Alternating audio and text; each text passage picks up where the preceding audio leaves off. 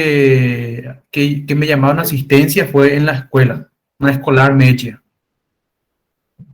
Na universidade, nadie llamaba asistencia.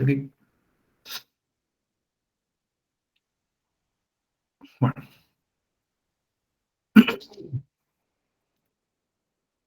tenemos un químico entonces acá entre nosotros. De repente, si alguna vez necesitamos fabricar alguna bomba, Pablo nos puede ayudar. Cuidado con Pablo. Fíjense, el colesterol, sin embargo, tiene más afinidad por otros tipos de tejidos, fundamentalmente los vasos sanguíneos. ¿Está? Recordemos que, antes que nada, yo les pongo aquí algunas imágenes, pero vamos a ver, en realidad tenemos mejores imágenes en la internet. Aterosclerosis. ¿Sí?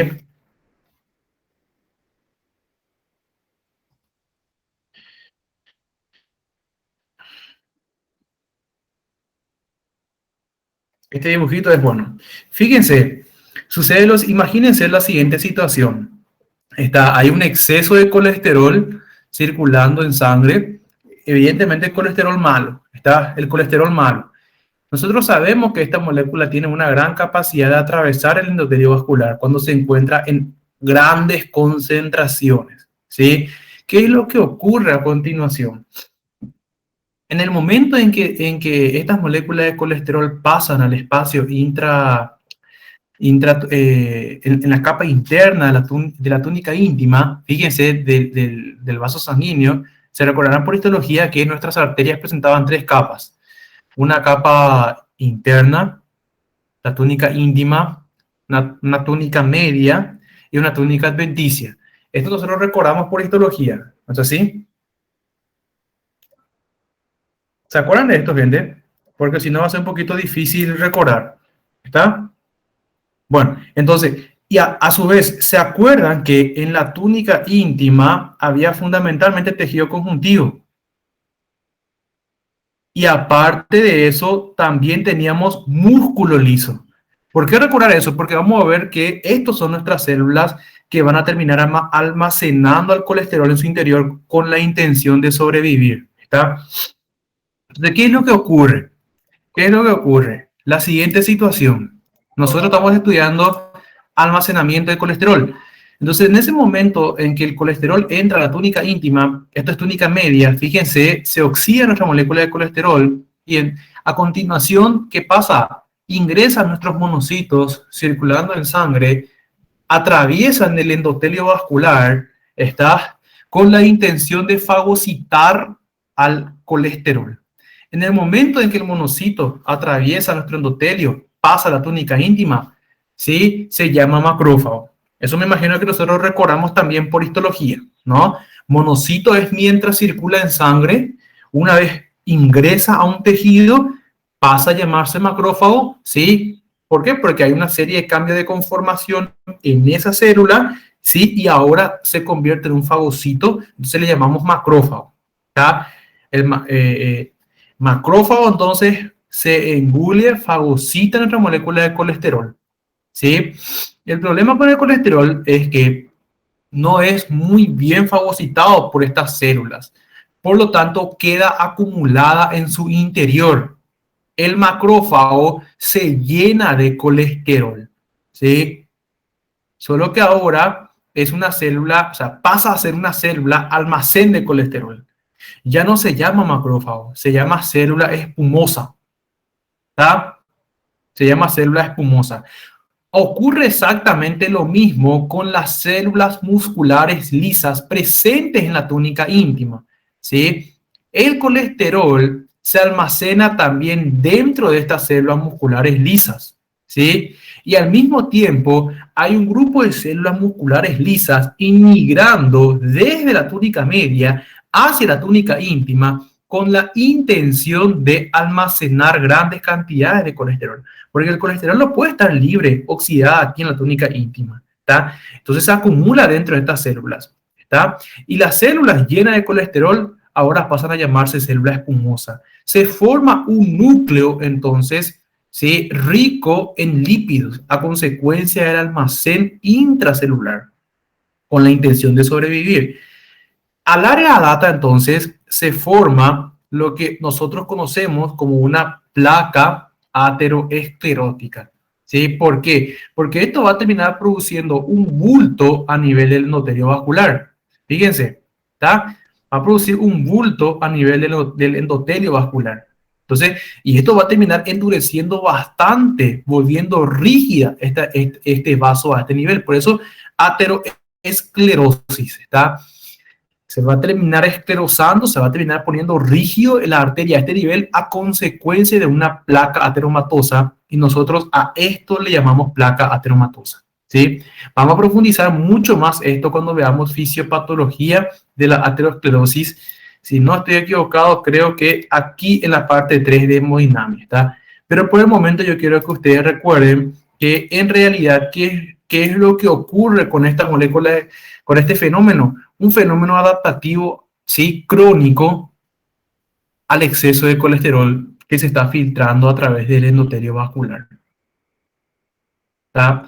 El problema con esto es que mientras mi endotelio consiga adaptarse, las células de mi endotelio consigan adaptarse, todo bien.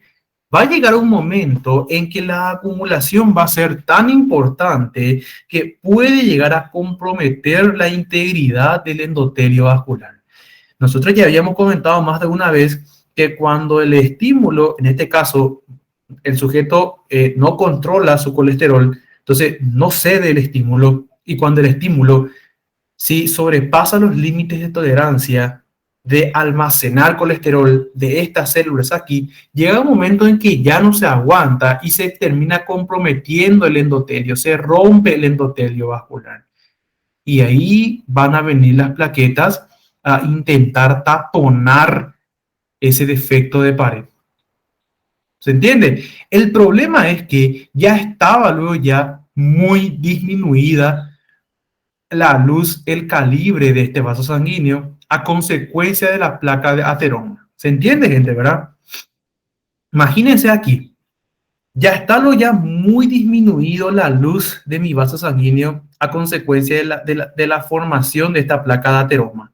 ¿Ya? Que recuerden, gente, no es más que un fenómeno adaptativo por acúmulo intracelular de colesterol. ¿Quiénes son los que acumulan aquí adentro el colesterol? Nuestros macrófagos y nuestras células musculares lisas. ¿Sí? La intención fue acá adaptarnos a ese exceso de colesterol circulando en sangre. ¿Está? Entonces, eso termina en efecto produciendo aquí una disminución del calibre, dijimos. Basta simplemente con que aquí haya un defecto de la pared, una lesión endotelial a consecuencia de que ya no aguantó almacenar más colesterol, y ahora que va a ocurrir en la fisiopatología de la enfermedad, se van a comenzar a agregar las plaquetas encima de esta lesión con la intención de taponar esta lesión. El problema, como dijimos, es que ya está muy reducido la luz. Entonces se va a terminar obstruyendo totalmente la luz a consecuencia de la formación de esta placa de este tapón de plaquetas que se va a formar aquí arriba. Entonces ahí se va a formar el tapón plaquetario que va a terminar constituyendo la placa aterotrombótica ahora mismo, ¿está? Y ahí entonces evidentemente se obstruye totalmente esto, y si esto es una arteria coronaria, entonces se produce una isquemia del tejido miocárdico dependiente de esta arteria, y posteriormente el infarto si es que así no se reconstituye el pasaje de sangre a través de este segmento de la pared. ¿Se entendió más o menos, gente? Entonces que la formación de estas placas de ateroma es una forma que el cuerpo del enfermo trata de responder a la exposición crónica al exceso de colesterol. Es un evento acumulativo, es un evento de adaptación celular. ¿Sí?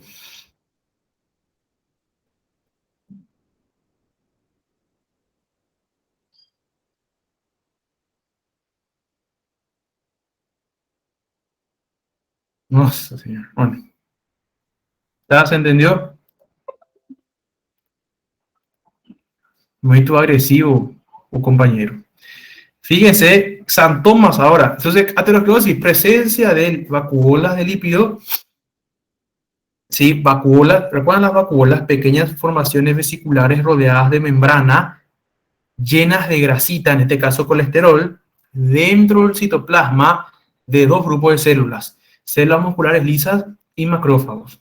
¿Está? ¿Dónde exactamente? En la túnica íntima de mis vasos arteriales, ¿está? De mis vasos arteriales. Ya sé ya que las células musculares, que los macrófagos vienen de los monocitos circulando en sangre y las células musculares lisas vienen de las propias musculares lisas que ocupan la íntima y de las musculares lisas que inmigran desde mi media hasta mi íntima. ¿Está? La intención es tratar de guardar colesterol, ¿sí? Recuerden que el colesterol está oxidado, el colesterol se oxida en el momento de ingreso a la íntima, no puede quedar libre en la túnica íntima, es altamente tóxica. Entonces, con la intención de mitigar esto, nuestros macrófagos y nuestras células musculares lisas la almacenan en su citoplasma. ¿Está? Xantomas es lo que la compañera te estaba preguntando, es otra de las formas de acumular colesterol. Una vez más, ¿sí? Nuestros macrófagos son los responsables, o sea, son los que se sacrifican con la intención de almacenar estas moléculas que, dicho sea de paso, son altamente tóxicas en concentraciones elevadas. En concentraciones elevadas, no se olviden que el colesterol es buenísimo, es muy bueno para la formación de las membranas celulares. ¿Está? Sí, por eso se recomienda inclusive el consumo de formas buenas del colesterol, mantener niveles buenos de colesterol. ¿Cuántas veces ya no habremos escuchado eso, verdad? Mantener el colesterol por debajo de los 200 miligramos por decilitro, mantener el colesterol bueno, generalmente por encima de 40 en el hombre, el colesterol malo por debajo de 100, y ustedes van a ir viendo diferentes parámetros, valores de referencia, pero la idea central es, gente, no le pongamos al colesterol como el malo. El problema es el exceso del colesterol.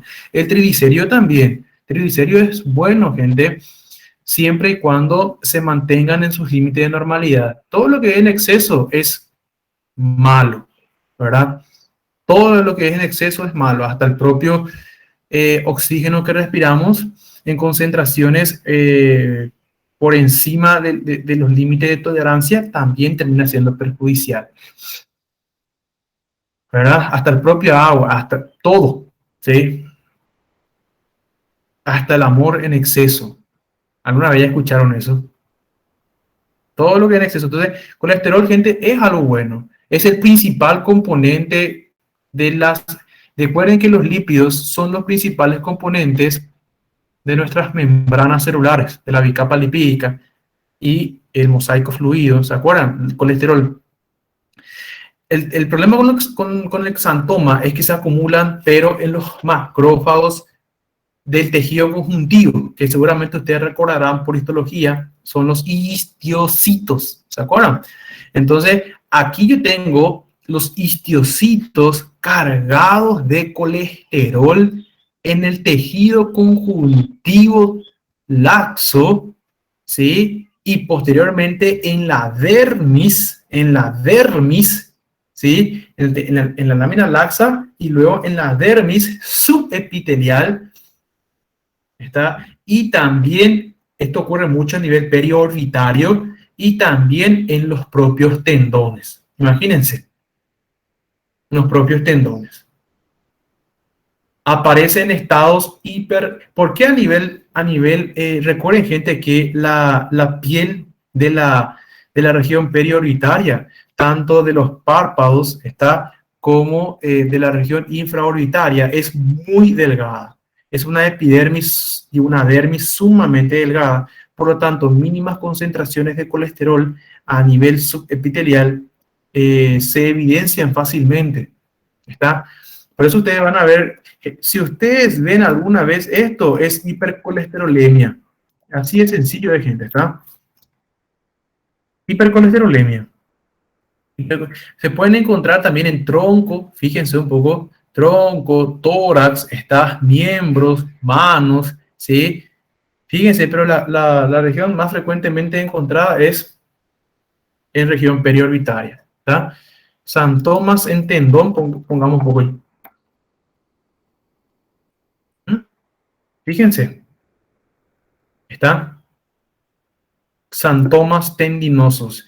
Estoy seguro, gente, que ya habrán visto esto. Es muy frecuente, sobre todo en sujetos de tercera edad. Está con muy mal control lipídico.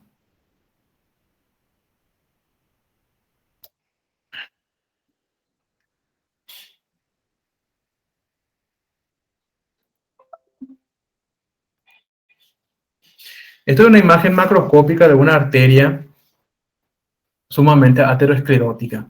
¿Está? Recuerden entonces que aquí la esclerosis de la arteria, o sea, la rigidez del vaso, la disminución de su calibre, eso es esclerosis, es a consecuencia de la formación de una placa de ateroma. Y la placa de ateroma son justamente nuestras células cargadas de colesterol que acabamos de comentar. Entonces, por eso se llama ateroesclerosis, ¿está? ¿Sí?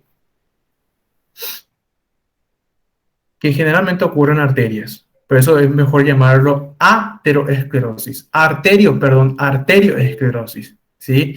Ahora, claro que ustedes van a ir viendo más adelante que dependiendo de la formación de ese capuchón fibroso por encima de esta plaquita, la placa puede ser estable o puede ser inestable. ¿Sí? Sí,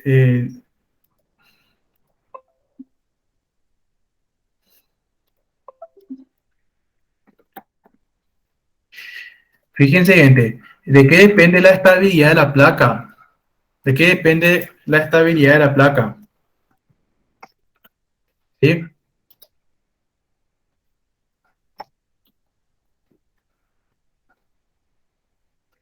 Obviamente.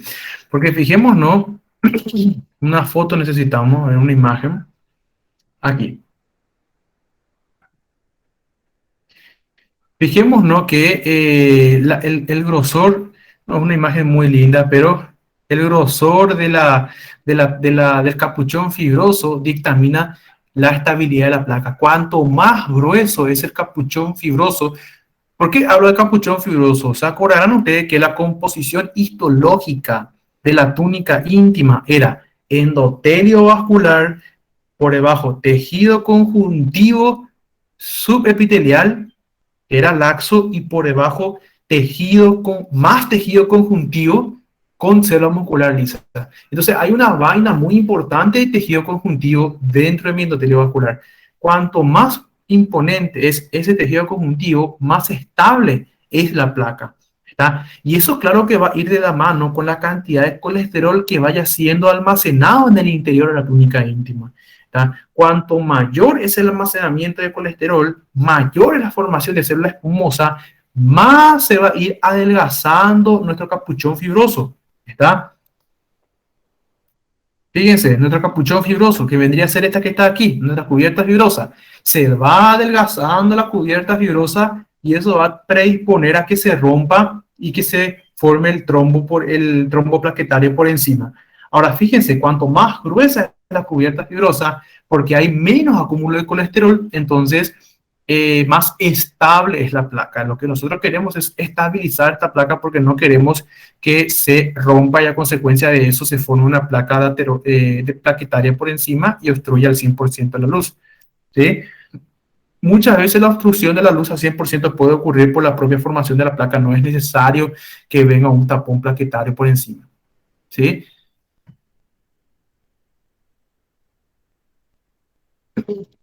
Seguramente quien estará por los hospitales y ya habrá visto pacientes infartando, seguramente que ya habrán visto que se les suele prescribir por lo menos uno o dos comprimidos de, de estatinas, ¿no es así? ¿Quién acá ya está por los hospitales? Siempre hay un grupito que ya está por los hospitales. Licenciados en enfermería, eh, siempre hay unos cuantos. Y van a ver más adelante que siempre, o familiares que ya tuvieron que, bueno, entonces se les suele dar un estabilizador de la placa, ¿ah? Un estabilizador de placa. Tratamos de estabilizar esta placa.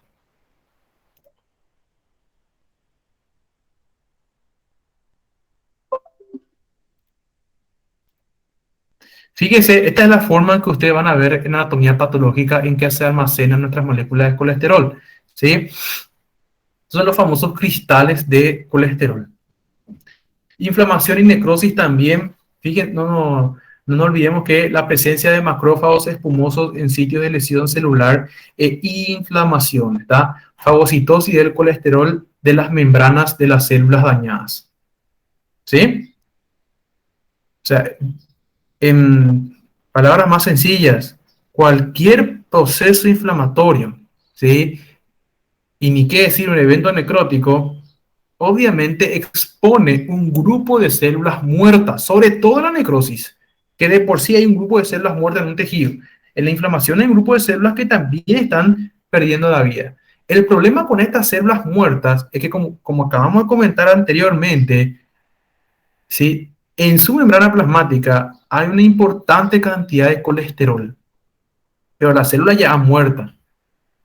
Entonces yo tengo que hacer algo con sus membranas altamente grasosas, altamente lipídicas. Entonces ahí es una vez más, nuestros macrófagos son nuestros responsables de limpiar este exceso de grasa.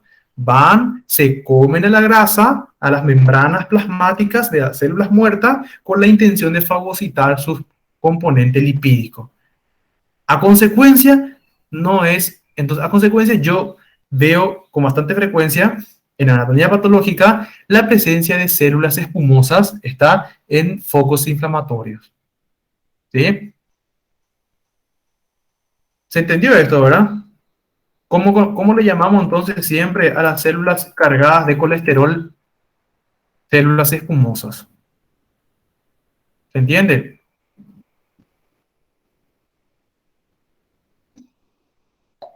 El ácido úrico también se acumula de una forma bastante similar, Alex. Solamente que no tenés que confundir con lo que es podagra. ¿Mm? No es lo mismo. Podagra, ¿ya? No es lo mismo.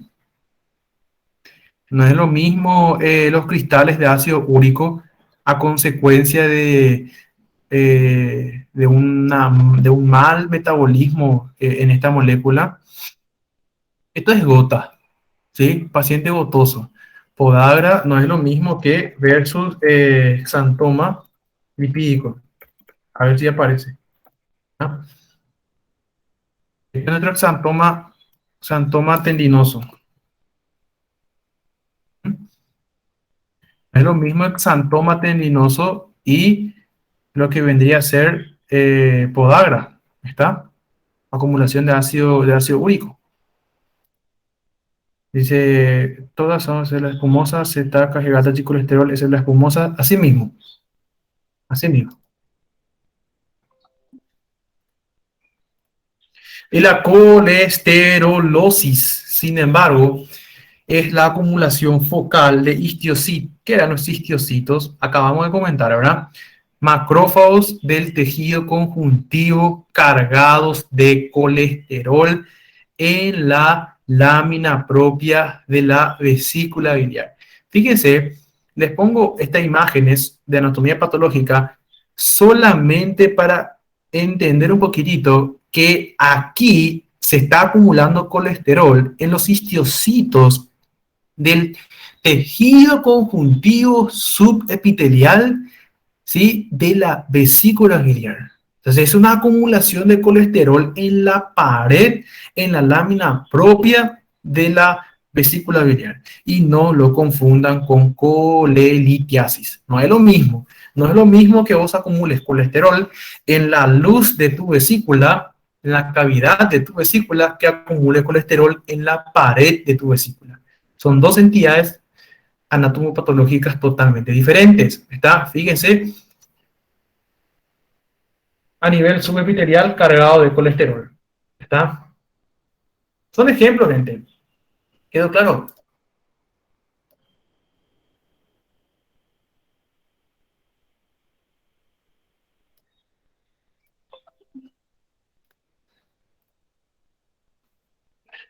Luego tenemos la infiltración grasa Acumulación de lípidos dentro de la célula, el estroma del tejido conjuntivo.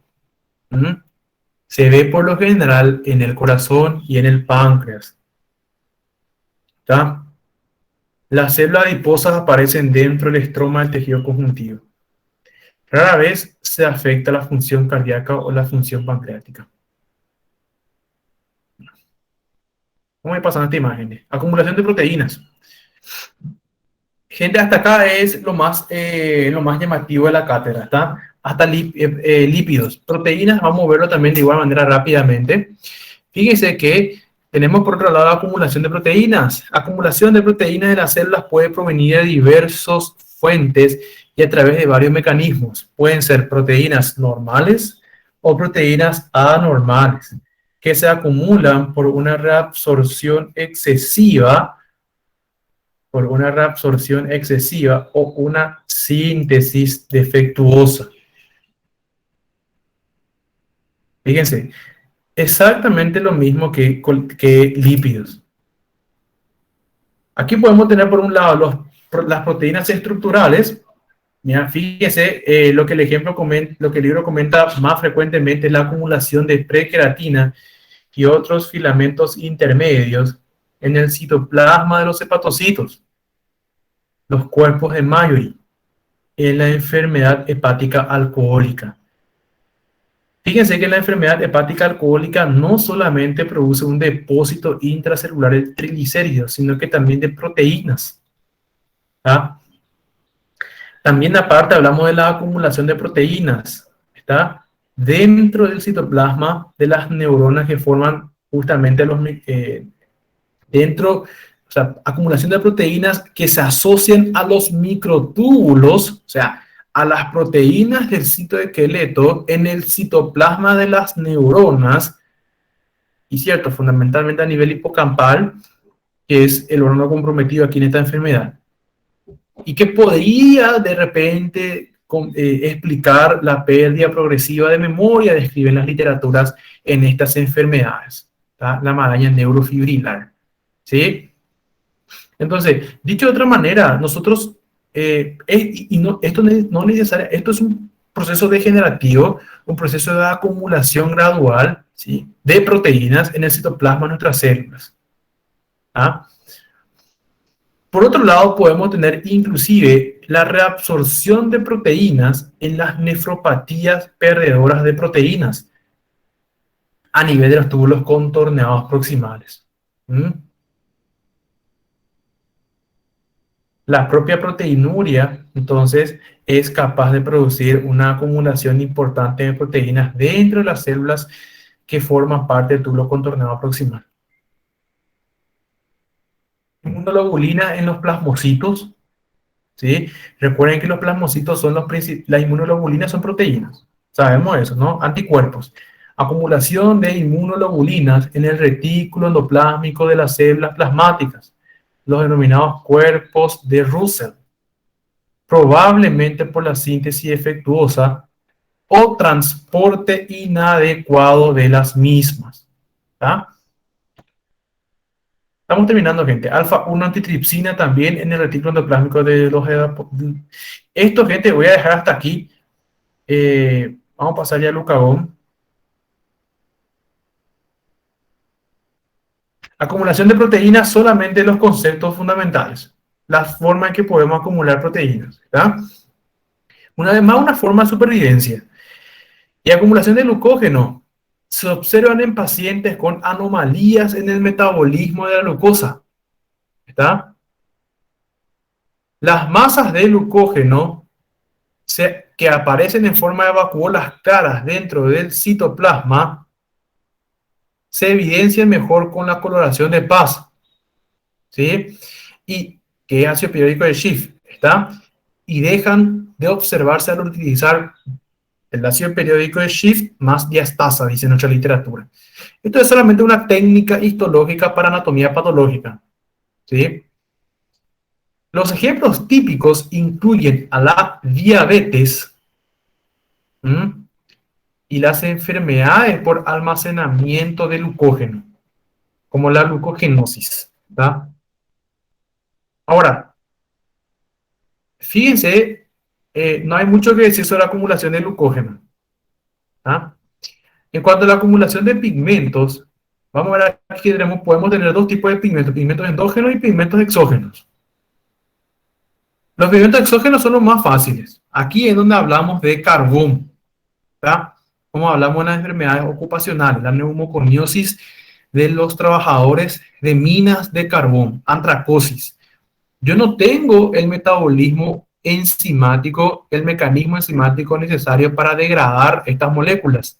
Entonces mi célula, con la intención de sobrevivir y convivir, mejor dicho, con esta, la termina fagocitando y posteriormente almacenando. Y ahí hablamos entonces de antracosis. Ocurre lo mismísimo con los tatuajes, ¿no es así? En un principio literalmente se impregna el pigmento del tatuaje en el tejido conjuntivo subepitelial y posteriormente vienen nuestros macrófagos a querer fagocitar ese pigmento que se acabó de introducir en ella. ¿Tá? Lo que sucede es que nuestros macrófagos no tienen la capacidad de destruir ese pigmento que se acabó de incorporar en el tejido subepitelial. Por lo tanto, terminan almacenándola y conviviendo con ella. Entonces, el tatuaje es la mejor manera de entender acumulación intracelular, donde de macrófagos, ¿tá? Macrófagos, entiéndase, en este caso de pigmento exógeno. ¿Tá? En ambos casos, la acumulación del pigmento es en el citoplasma de nuestros macrófagos, histiocitos, y son permanentes. ¿Está? Son permanentes. Aparte también tenemos pigmento de desgaste, ¿sí? Pigmento de desgaste de lipofusina. Recuerden los pigmentos de lipofusina, ¿verdad? Ustedes saben que cuando hay mucho recambio celular, nosotros somos un organismo con importantes recambios celulares a lo largo de nuestra vida. Y no solamente hay recambio, y cuando me refiero a recambio celular, me refiero a que nuestras mitocondrias no son inmortales. Nuestros ribosomas no son inmortales, ¿verdad? Entonces llega un momento en que mi célula tiene que hacer un recambio de sus componentes intracelulares. Se cambian las mitocondrias, se renuevan los ribosomas, se renuevan los retículos endoplásmicos, se renuevan las diferentes organelas y esa renovación de componentes intracelulares termina generando pequeños pigmentos, pero en este caso yo hablo de un pigmento endógeno, es un pigmento mío que yo lo produje, ¿está? Que se deriva de la peroxidación lipídica de los lípidos poliinsaturados de las membranas subcelulares. ¿Se entiende esto, gente? Porque yo sé que mis mitocondrias son organelas rodeadas por membrana plasmática, por membrana celular. La membrana plasmática es de la célula, pero yo tengo varias organelas dentro de mi célula que también están rodeadas por membrana. Y las mitocondrias tenían doble membrana, ¿se acuerdan? ¿Sí? Retículo endoplásmico también tiene membrana, complejo de Golgi también tiene membrana, ¿tá? Entonces, cuando se cambian estas organelas por otras organelas, ¿sí? Y esto ocurre muchísimo durante los fenómenos de atrofia celular, ¿está? Porque ustedes seguramente recordarán, acabamos de ver, en la hipertrofia yo tengo que aumentar el número de mitocondrias, ¿está? Tengo que aumentar el número de mitocondrias. Bueno, si yo me voy al gimnasio, aumenta el bíceps, aumenta el número de mitocondrias para proveer más ATP a mi músculo, a mis células musculares. Pero ¿qué va a pasar cuando yo deje de entrenar y cuando yo deje de ir al gimnasio? Ese músculo va a volver a atrofiarse y atrofia involucra la pérdida una vez más de esos componentes intracelulares. ¿Para qué yo voy a tener 20 mitocondrias si el bíceps ahora ya demanda solamente 10 mitocondrias para poder subsistir con lo que yo cotidianamente hago aquí día a día? Entonces se sacrifican las otras 10 y el sacrificio de esas otras 10 mitocondrias evidentemente genera en el citoplasma celular un pigmento, ¿está? característico que muchas veces, seguramente esto recordarán, en histología lo comentábamos, ¿tá? Un pigmento que muchas veces nosotros lo vemos como pardo amarillento. Aquí está.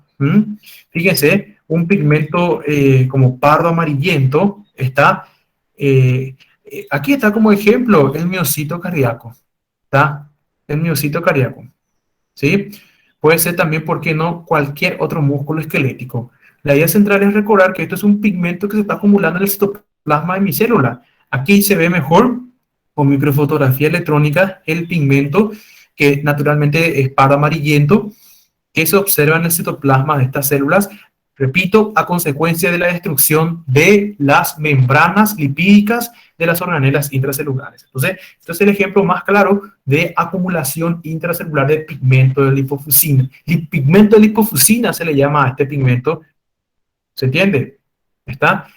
Otro ejemplo aún más frecuente, y yo estoy seguro que todos aquí sabrán, es el pigmento de melanina. ¿Se acuerdan, gente, de la melanina, verdad? ¿Sí? En histología comentábamos que los melanocitos producían un pigmento característico que yo le llamaba pigmento de melanina, y ese pigmento de melanina, posteriormente, el melanocito le donaba a los queratinocitos, ¿recuerdan? Le pasaba por sus bracitos la vesícula de melanina y esta luego pasaba al citoplasma del queratinocito. ¿Se acuerdan? Lo que sucede es que de la misma manera que la anterior, mi queratinocito no tiene el mecanismo enzimático para degradar este pigmento de melanina. Por lo tanto, el queratinocito almacena este pigmento en su citoplasma y tiene que aprender a vivir con ella. ¿No es así? Entonces, ¿qué pasa? El queratinocito va a exhibir un color un poquito más oscuro y entonces ahí, bueno, aumenta la tonalidad del color de piel del sujeto. A no ser que ese mismo queratinocito, que ahora está en el estrato espinoso, ¿sí?, vaya luego al granuloso, vaya luego al córneo y sea descamado y perdido, y entonces ahí sí se va a perder el pigmento previamente almacenado. ¿Se entiende, gente, verdad? Eh, por eso el bronceado no es eterno. ¿Mm? Fíjese, esto era a través de la catalización oxidativa de la tirosina a, ¿se acuerdan de esto? La materia prima para la formación de este pigmento de melanina era el aminoácido tirosina, ¿sí? Y yo necesitaba la tirosinasa melanocítica. ¿Se acuerdan? La tirosinasa melanocítica es la enzima que transforma tirosina a dihidrofenilalanina, ¿tá? Que es justamente el precursor de mi pigmento de melanina. Esto es lo que nos ocurre en el paciente, en el albino. ¿Saben lo que es un albino, verdad? Estoy seguro que alguna vez ya habrán visto el famoso albino. ¿Mm? Albinismo, ¿verdad? Parece, ¿cómo es? Parecen alien. O a mí nomás lo que me parecen alien, ¿verdad? Fíjense lo que son. No tienen una gota de pigmento melánico, ¿verdad? Esto vale poner en el sol y posiblemente se fritan, ¿verdad? Entonces, lamentablemente, bueno, es un defecto genético. No tienen la tirosinasa melanocítica, nacieron sin la capacidad de expresar este gen, el gen que codifica la enzima. Entonces, a pesar de que tengan el aminoácido tirosina, no la pueden catabolizar a dihidrofenilalanina, por lo tanto, sus melanocitos están a toa en su estrato basal. Luego tenemos el pigmento de hemosiderina. ¿Se acuerdan del pigmento de hemosiderina? Derivado en este caso de la hemoglobina. ¿Está? Representan agregados de micelas de ferritina.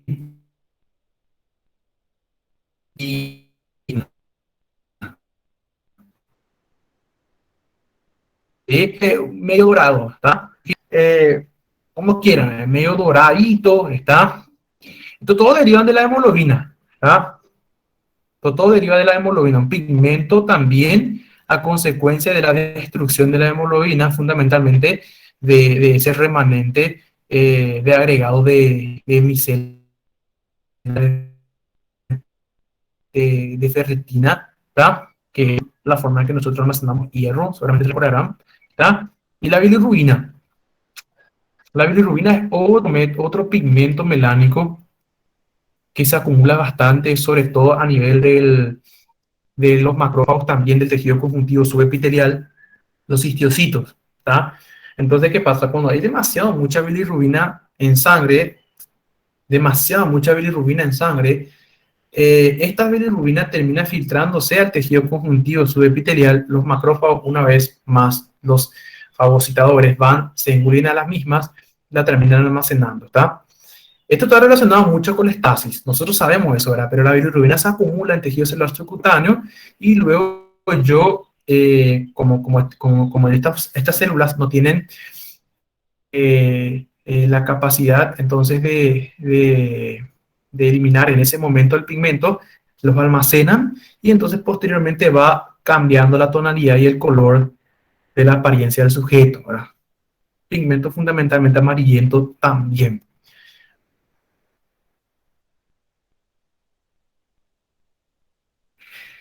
Les cito nada más otra forma de depósito intracelular. Todos son por desequilibrio en la formación y degradación. La ictericia es el nombre que se le atribuye a la acumulación intracelular de pigmentos de bilirrubina.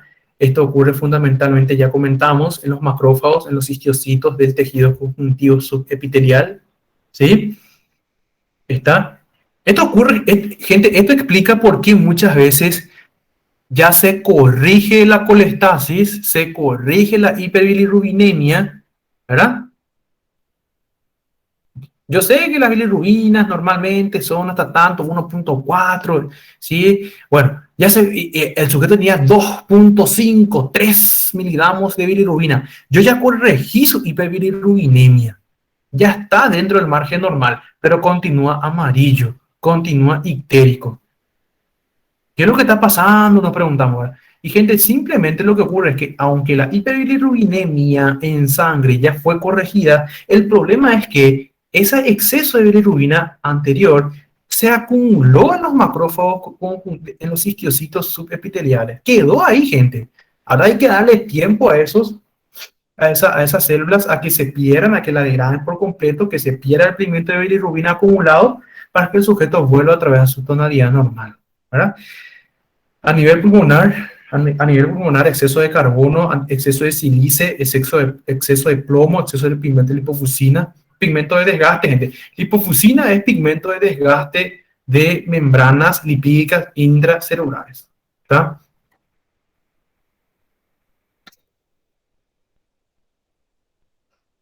Estamos terminando. Falta calcificación y ya pasamos a la siguiente. ¿Vamos bien?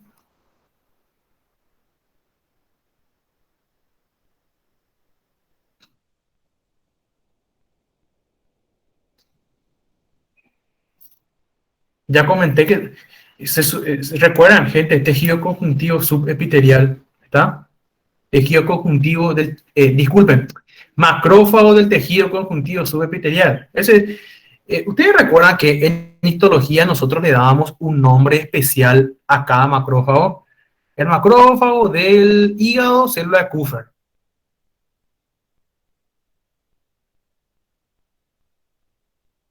El macrófago del sistema nervioso, neuroglia. El macrófago del tejido óseo, osteoclasto. El macrófago del tejido conjuntivo, histiocito. ¿Verdad? El macrófago de la sangre es monocito propiamente dicho.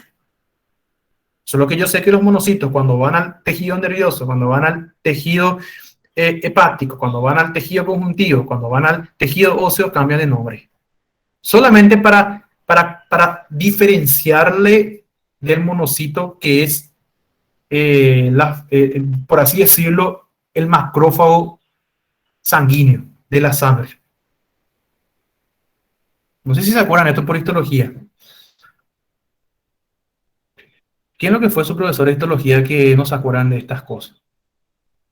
Bueno, famoso cuando estamos en el tercer año, ¿verdad? Y fui yo, ¿verdad? Bueno, colesterolosis, ya dijimos esto, ¿verdad? Depósito de colesterol en la pared de vesícula biliar.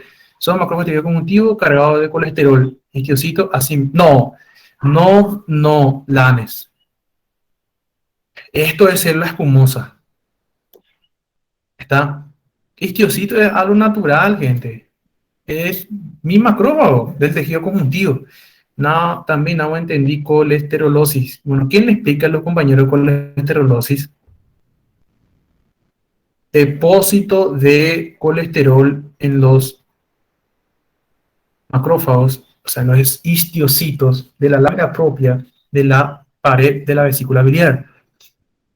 ¿Está? Y esto ya es un evento patológico. ¿Sí? No debería ocurrir. Hipercolesterolemia. Tiene relación con la ascitis, esto acúmulo de proteína en el, muy bien, Priscila. Muy bien. Solo que en la ascitis hay una hipoproteinemia e hipoalbuminemia importantísimo a nivel sanguíneo, ¿verdad?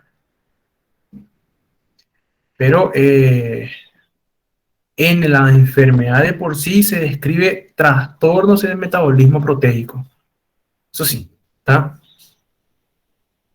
Pero ese trastorno del metabolismo podría estar ligado a un acúmulo de proteína en el hígado.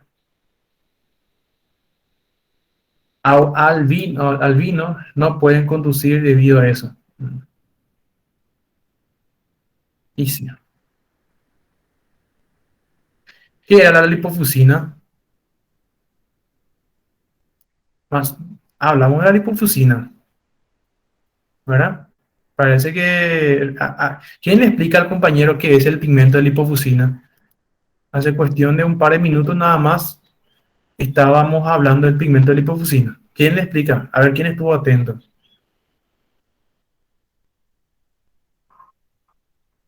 ¿Qué era el pigmento de lipofusina? O no puede ser. No sé, dice Evelyn. Pero hace cuestión de 5 minutos estaba explicando qué es el pigmento de lipofusina. Acá. Hablamos tanto, gente.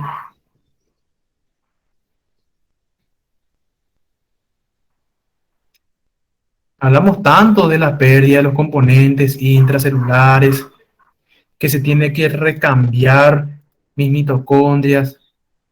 Muy bien, pigmento de deterioro. ¿Está? No, bronceado es pigmento de melanina.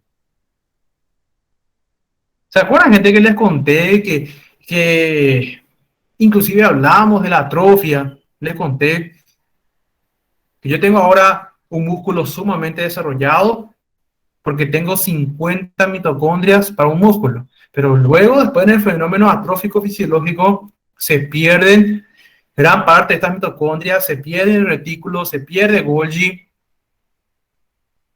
y sobra membrana plasmática. Y el remanente lipídico de esa membrana futuramente va a formar lo que vendría a ser el pigmento de lipofusina, que es un pigmento de desgaste de membranas lipídicas subcelulares.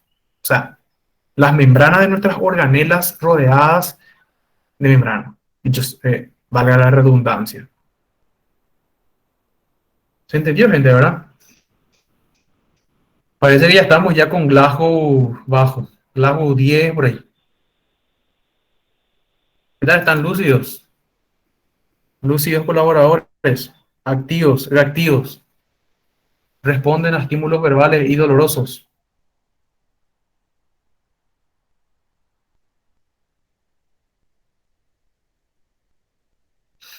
Abajo 8 es intubación orotraqueal. Y acá ya algunos estarán con un Glasgow bastante bajo. Estamos terminando.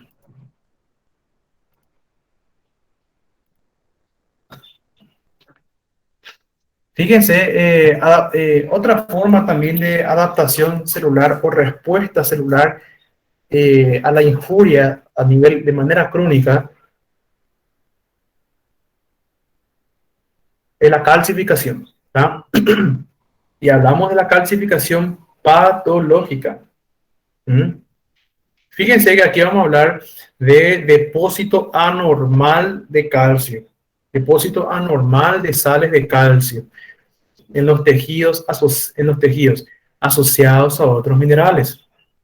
¿Mm? Magnesio y hierro fundamentalmente. La pregunta es, ¿cuáles son los tipos de calcificación patológica? Tenemos la calcificación distrófica y la calcificación metastásica, ¿tá? La calcificación distrófica no es más que ambos son macroscópicos, ambos son depósitos macroscópicos, ¿tá? No vendría a ser más que el depósito macroscópico de sales de calcio, pero en tejidos dañados, ¿tá? Esa es la distrófica.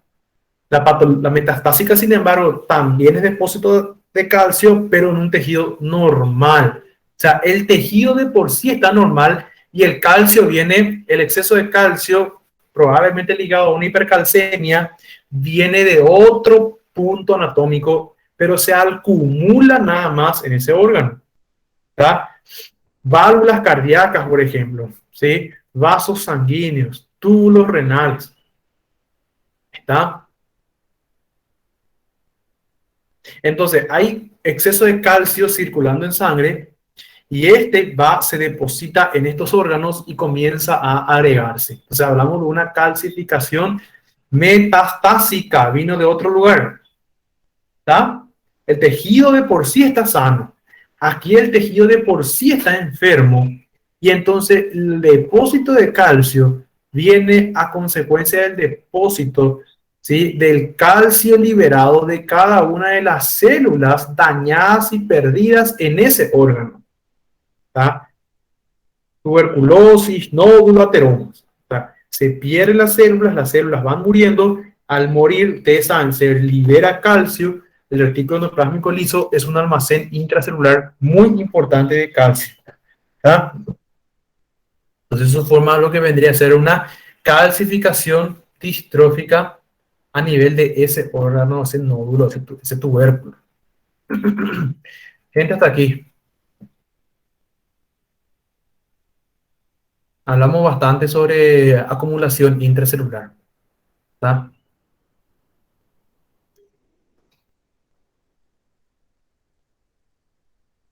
Si queremos hacer algo, vamos a encontrar una manera y si no, siempre vamos a encontrar una excusa. Jim Rohn. ¿Tá? Interesante, ¿verdad? ¿Cierto?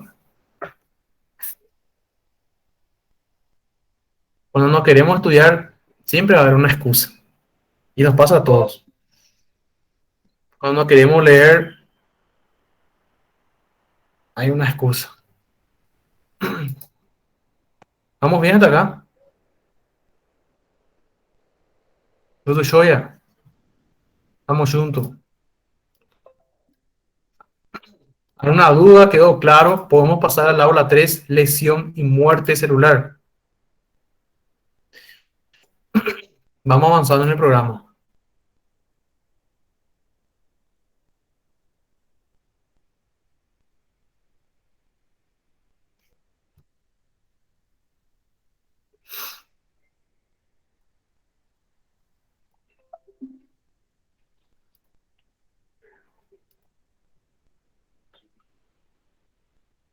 Bueno, un poquito más, gente, y terminamos por hoy, ¿sí? Antes de hablar de lesión celular, les vuelvo a repetir acá 3 conceptos fundamentales, ¿sí? Por un lado tenemos lo que vendría a ser la célula normal, luego tendremos la célula adaptada y una célula lesionada. ¿Se acuerdan que, bueno, la normal es la que maneja sus demandas fisiológicas de forma normal? O sea, no hay ningún estímulo que le saque de su comodidad actual.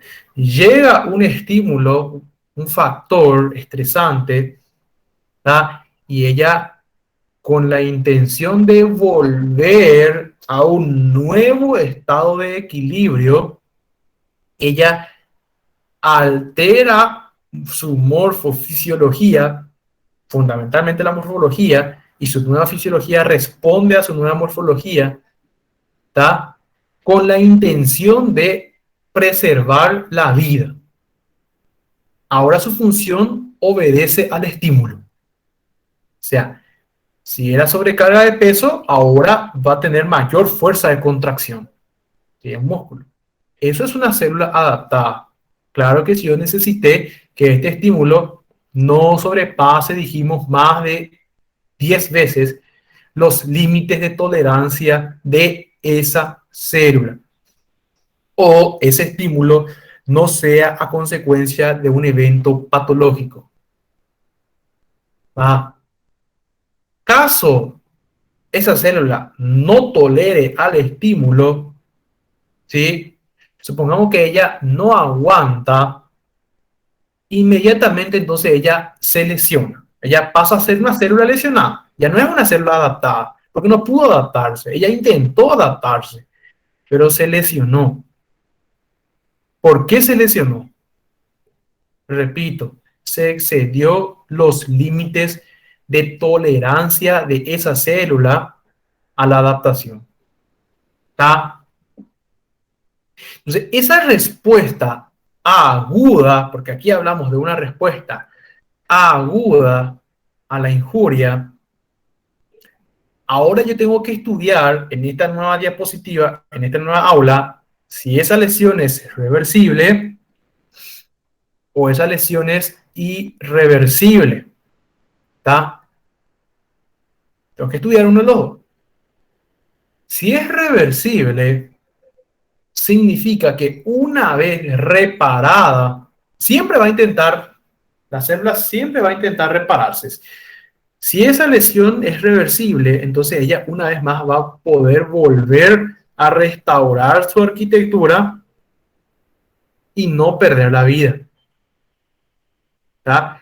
Aquí nosotros vamos a hablar de dos tipos de lesión reversible. La tumefacción de por sí es una lesión reversible. El cambio graso es una lesión reversible, es una forma de injuria celular aguda reversible. El cambio graso, ¿tá?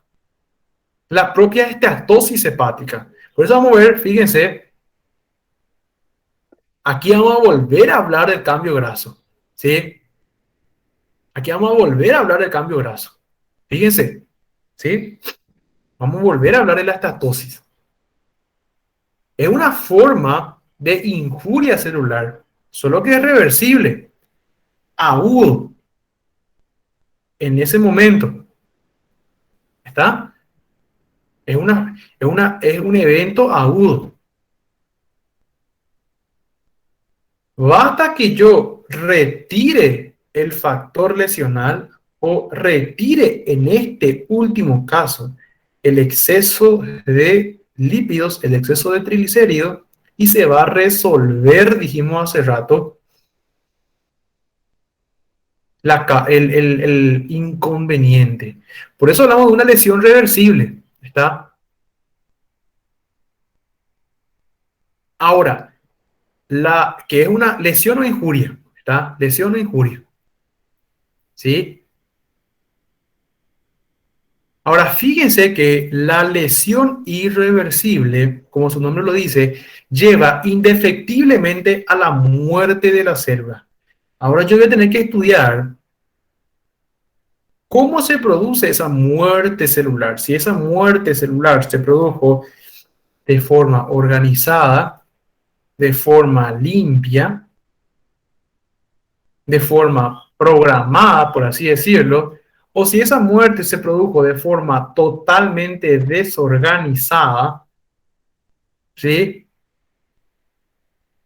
Inclusive comprometiendo otras células vecinas, llevándose, contribuyendo a la muerte de otras células vecinas sanas a consecuencia de la muerte de ella, porque es un evento totalmente desorganizado. Esta no, es un evento controlado, es un evento limpio, que muere solamente la célula comprometida y nadie más alrededor, a no ser que las otras también sufran el mismo mecanismo.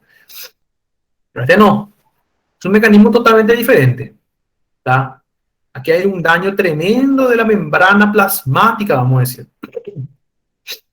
Entonces se van a perder los lisosomas se van a ir a destruir otras células vecinas.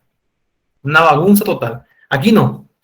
Aquí va a haber más bien un daño del DNA y a consecuencia de la irreparabilidad del DNA, porque primero siempre se va a intentar reparar el DNA. No se puede reparar el ADN, indefectiblemente se van a comenzar a activar los genes, ¿sí?, que literalmente codifican el suicidio celular. Y esta célula con un daño a nivel nuclear va a terminar autodegradándose, o sea, suicidio celular literalmente, con la intención de preservar la viabilidad del resto del órgano. Entonces no se compromete la célula vecina, es solamente ella y terminó ahí. Acá no. Acá se compromete inclusive las células vecinas. Entonces son dos formas diferentes de que nuestras células tienen de morir a consecuencia de una lesión que no se puede reparar. No, ¿sí? No se puede reparar la membrana plasmática. Entonces, chao, muere. No se pudo reparar el ADN. Entonces, chao, muere. ¿Tá? Nosotros tenemos que estudiar ahora en la cátedra las diferencias fisiopatológicas más a profundidad, aunque ya hemos comentado lo básico de lo básico. ¿Tá? Aquí, sin embargo, la lesión, ¿sí?, o sea, la célula inclusive aprende a convivir con la lesión, ¿sí?, que habiéndose solucionado, pasará inmediatamente a la adaptación, pero por, en este caso, acumulación intracelular de triglicéridos. Porque recuerden, imaginémonos, gente, lo siguiente. Hoy viernes nosotros dejamos nuestra clase, nos vamos, qué sé yo, a una fiesta. Eso ocurría mucho en las épocas en que las clases eran presenciales. Bueno, recuerdo, recibíamos mucha invitación por parte de los alumnos, fin de semana para un pequeño churrasco ahí. ¿Qué épocas? Y bueno, después, obviamente, había un grupo que se quedaba para, bueno, que muchas veces ya tomaba, había un exceso de las bebidas, ¿sí? Y entonces, ¿qué pasa? El hígado de repente dice, ¿qué pasa acá? ¿Verdad? Demasiado alcohol, el alcohol es una sustancia tóxica, ¿verdad? Una sustancia tóxica. Claro que va a producir una lesión a nivel de mis hepatocitos. La lesión es clara, ¿verdad? La lesión es clara, ¿sí? Hay una injuria celular aguda esa misma noche y esa misma día posterior a la noche. Solo que se caracteriza porque aquí mis hepatocitos van a aprender a vivir con la lesión. Entonces, a lo largo de los días va a adaptarse acumulando en su citoplasma el exceso de grasa. ¿Está? ¿Se entendió ahora?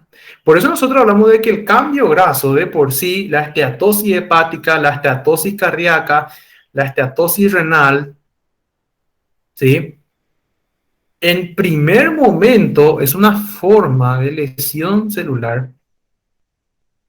reversible. Porque ya dijimos hace rato que el evento era reversible, ¿me acuerdan? ¿Por qué? Porque la célula va a aprender a vivir con ese evento lesional. Inclusive basta con que yo retire el evento lesional que este va a volver a ser una célula normal. Ahora, imagínense ustedes qué pasaría si este sujeto no solamente toma los viernes y los sábados, toma alcohol, cachaza pura, viernes, sábado, domingo, lunes, martes, miércoles, jueves, viernes, sábado, domingo, de lunes a lunes, un vicio tremendo hace años. ¿Qué les parece que va a pasar? Va a llegar un momento en que se va a sobrepasar los límites de esos pobres hepatocitos que van a comenzar a morir. Ya no van a aguantar guardar en su interior tanto, tantos lípidos. Va a llegar un momento en que se va a destruir esa membrana plasmática de tan gordas que van a ser esos hepatocitos. ¿Está? Van a comenzar a morir. ¿Está?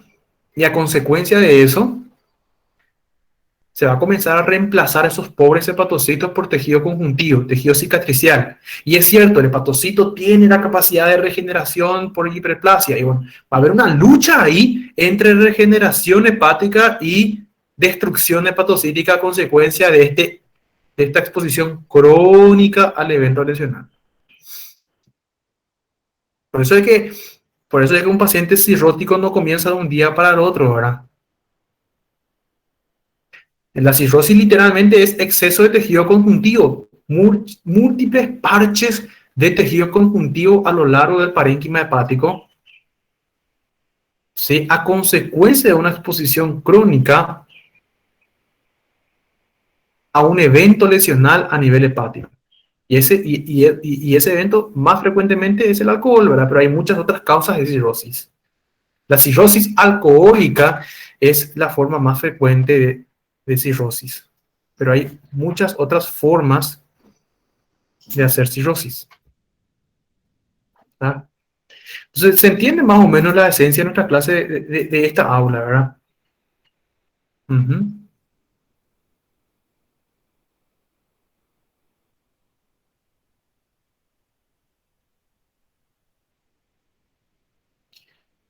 Sí, el tabaquismo, metaplasia. Uh-huh. Así mismo.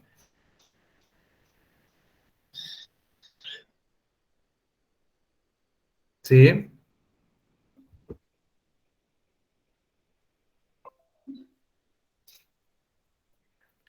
Entonces, este esquema, este dibujito, ustedes lo van a ver en su libro de Robbins y Cotram. Fíjense, una célula normal en su equilibrio, sí, tranquila ella, puede llegar a dos opciones. Opción A, se adapta. Opción B, se lesiona. ¿Tá? La injuria puede ser reversible. Si es reversible, si es reversible, ella puede volver o sea, ella puede convivir con ese evento lesional y volver a repararse, adaptarse. ¿Tá? Sin embargo, fíjense que este evento puede ser inclusive irreversible y conllevar a la muerte celular. Cualquier evento irreversible lleva netamente a la muerte celular. Aquí hay que estudiar si la muerte es por apoptosis o por necrosis. ¿Tá? Este es el ejemplo que habíamos comentado anteriormente. ¿Se acuerdan? En el miocito, un miocito normal, fíjense, miocito normal. Ahora, aquí puede haber dos estímulos. ¿Sí? Un estímulo que sobrepase los eventos, los límites de tolerancia, ¿está? Condicionado, por ejemplo, ¿por qué no? Por una isquemia celular, ¿sí? Va a llegar a un cierto, claro, todas las células de nuestro metabolismo, de nuestro organismo, tolera hasta cierto punto la isquemia, ¿sí? Pero va a llegar aproximadamente el tiempo de muerte celular a consecuencia de la hipoxia. Aquí una hora y media aproximadamente, 90 minutos más tardar, en que este miocito, como no fue reperfundido, lamentablemente va a pasar a muerte celular, una lesión reversible, irreversible. La hipoxia es una causa muy frecuente de lesión celular. Recordemos que como nosotros somos organismos aeróbicos, no toleramos la hipoxia y otros órganos toleran menos hipoxia que otros órganos. Las neuronas toleran, sí, poquísima la hipoxia. El miocardio tolera un poquitito más. Nos puede aguantar una hora y media inclusive, a más tardar una hora y media. Después ya no, después va a pasar indefectiblemente a una lesión irreversible y va a comenzar a perderse el miocito. Aquí yo ya voy a hablar de una muerte celular. ¿Tá? Lo que ocurre fundamentalmente porque no infarta o de miocardio. Entonces, esto es una circunstancia. La otra circunstancia, fíjense, es la adaptación. Aquí está, lesión. Aquí dice injuria reversible siempre y cuando yo restablezca o solucione el problema de base y lleva a la célula a la muerte celular si no restablezco si no saco la causa de base.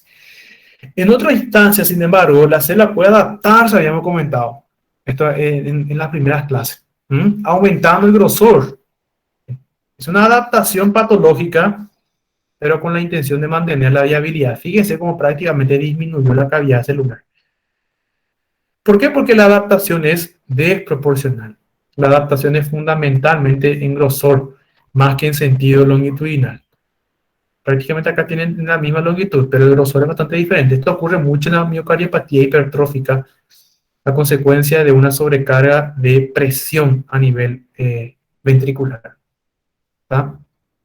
Aumento de la poscarga. Aumenta mucho la poscarga. ¿Se acuerdan?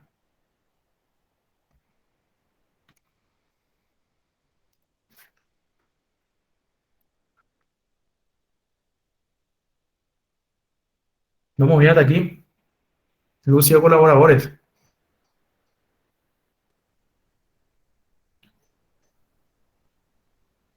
Este es el horario en que vamos perdiendo concentración poco a poco. Pero ya estamos terminando, gente.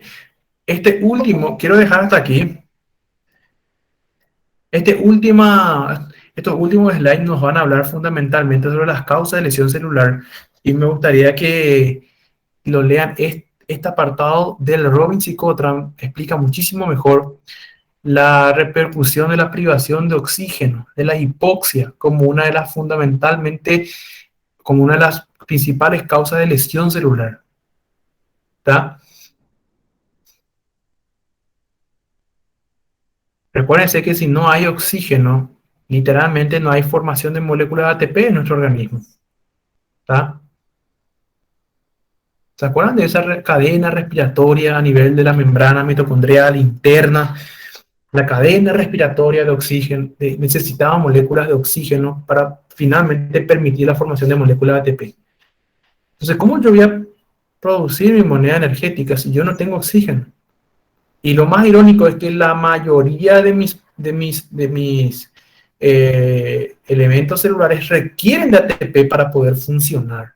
Ni qué decir las bombas transportadoras de electrolitos. ¿Sí? Entonces, en nosotros los organismos aeróbicos, la privación de oxígeno, por más mínima que sea, es una causa muy importante de lesión celular.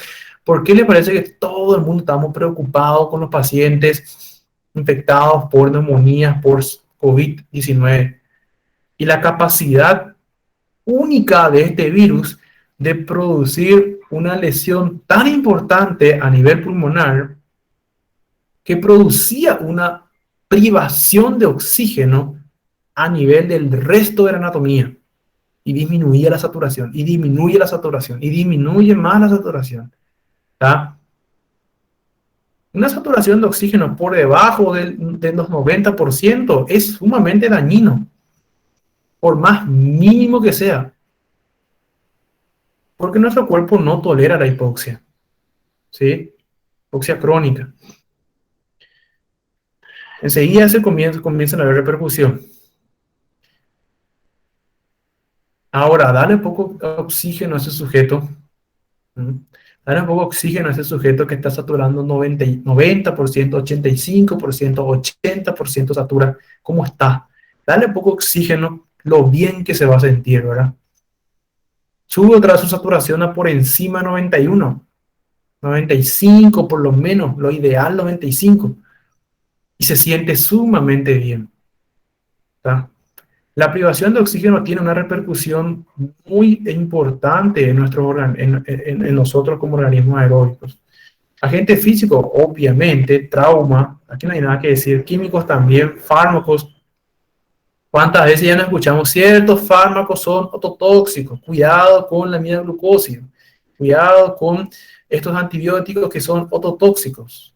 Cuidado con el ketorolac que es nefrotóxico. ¿Verdad? ¿Cuántas veces ya no escuchamos? Hay ciertos fármacos que también producen lesión importante a nivel celular. Agentes infecciosos, el propio virus que acabamos de comentar, un agente infeccioso que produce una privación de oxígeno importante, fíjense, ¿tá? Reacciones inmunológicas también, trastornos genéticos, desequilibrios nutricionales, ¿tá? Son todas diferentes causas de lesión celular que se explican por párrafos en nuestro Robbins y les recomiendo que le den lectura. Luego, fíjense qué es lo que vamos a ir hablando. Primeramente de lesión celular reversible, vamos a hablar de la forma reversible. Vamos a hablar después, en la forma reversible vamos a hablar de tumefacción celular y cambio de brazo. Cambio de brazo ya hablamos bastante. Luego vamos a pasar a hablar de la lesión irreversible y la muerte celular, ¿tá? Vamos a hablar de la apoptosis y vamos a diferenciarlo con la necrosis, ¿tá?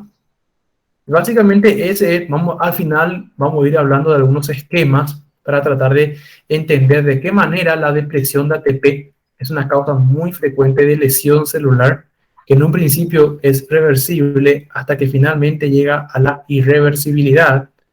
¿Sí? Vamos a hablar de la alteración del calcio también como una causa importante de lesión celular, ¿tá? Y también, ¿por qué no?, de las reacciones de los agentes radicales libres, sí, peróxido de hidrógeno, radicales de hidroxilo, anión superóxido, también como causa de lesión celular. Causas fundamentales del envejecimiento de por sí, ¿no?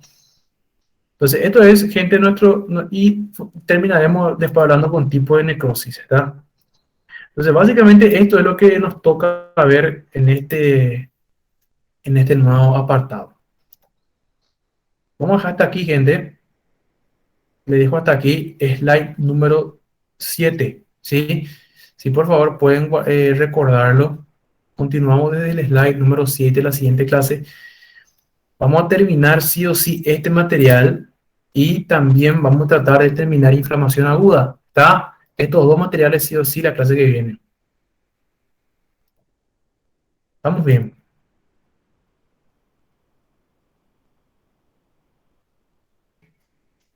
Claro que sí. Infección, insuficiencias musculares, en este caso del corazón, insuficiencia cardíaca, inclusive puede terminar con cardiomiopatías, en el caso del corazón. En el caso de otro músculo, insuficiencia muscular, infección, tejido muerto. Ah, esta gente, vamos a dejar hasta aquí, suficiente por hoy. Giliane Silva, si nos escucha, tiene prendido su cámara. Cuidado con las cámaras, gente. No queremos que nos sorprendan con cosas que no deberían ser vistas en clases online. Es medio peligroso eso. Ya ha sucedido y es bastante embarazoso. Mientras sea todo así, nosotros así, ¿verdad? Bueno, esta gente, nos vemos el siguiente viernes. Buen fin de semana, buen estudio. Creo que tienen otra clase inclusive